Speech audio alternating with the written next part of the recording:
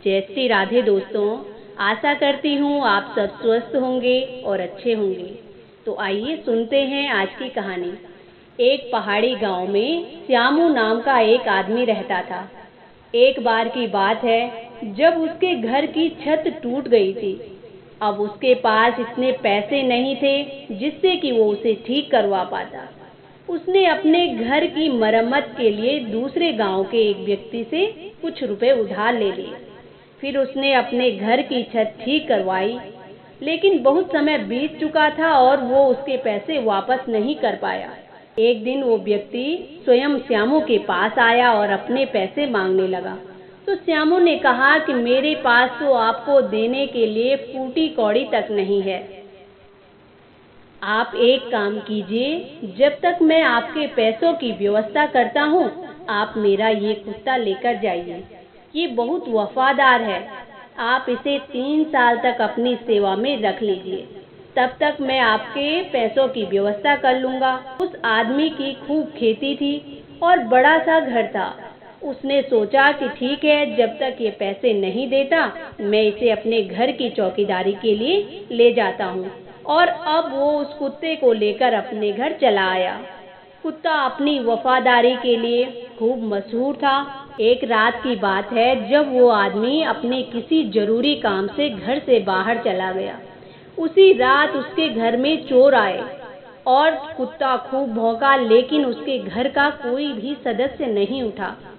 चोर उसके घर में गए और सारा कीमती सामान उठाकर ले गए। कुत्ता भौंकता रहा, लेकिन घर का कोई सदस्य नहीं उठा। अब चोरों ने पास के जंगल में जाकर एक गड्ढा खोदा और वो सारा कीमती सामान उसमें डाल दिया, उसको ढक दिया। कुत्ता देर तक भौंकता रहा, लेकिन कुछ नहीं कर पाया। उसने चुपके चुपके चोरों का सारा काम देख लिया कि वो क्या कर रहे हैं और कहाँ उसको छुपा रहे हैं। अगली सुबह जब वो आदमी घर आया तो सिर पीट पीट कर रोने लगा, क्योंकि उसके इस घर का सारा सामान चोरी हो चुका था। कुत्ते ने जब देखा तो वो उसके चारों तरफ घूमने लगा और उसे खींचने लगा, लेकिन वो आदमी बड़ा दुखी था, रो रहा था। वो उस कुत्ते की बात को समझ नहीं पाया, लेकिन कुत्ता फिर भी उसे खींचता रहा। फिर वो आदमी रोते रोते उस कुत्ते के पीछे चला गया। वो कुत्ता उसको लेकर एक जंगल में आ गया और उसी जगह पर जहां उन चोरों ने उस सामान को छुपाया था। अब कुत्ता अपने पैरों से उस मिट्टी को हटाने लगा। तो उस आदमी के समझ में कुछ नहीं आया, लेकिन कुत्ता उस मिट्टी को हटाने में लगा था। अब उसके समझ में कुछ आने लगा। उसने तुरंत वहां पर खुदाई करना शुरू कर दिया और गहराई में उसे अपना सारा सामान मिल गया। अब उस आदमी को उस कुत्ते पर बड़ा लाड आया। वो कुत्ते को बड़ा प्यार करने लगा और वो आदमी उस कुत्ते की बुद्धिमत्ता से बड़ा प्रसन्न हुआ। उसने अब एक चिट्ठी लिखी और उस चिट्ठी में सारी घटना लिख दी और लिखा कि उसके कुत्ते की चतुर बुद्धि ने उसका सारा कर्जा माफ कर दिया। मैं आज से तुम्हारा सारा कर्जा माफ करता हूँ और तुम्हारे कुत्ते को भी वापस भेज रहा हूँ। ये लिखकर उस आदमी ने वो चिट्ठी उस कुत्ते के गले में डाल दी और उसको उसके पुराने मालिक के घर भेज दिया।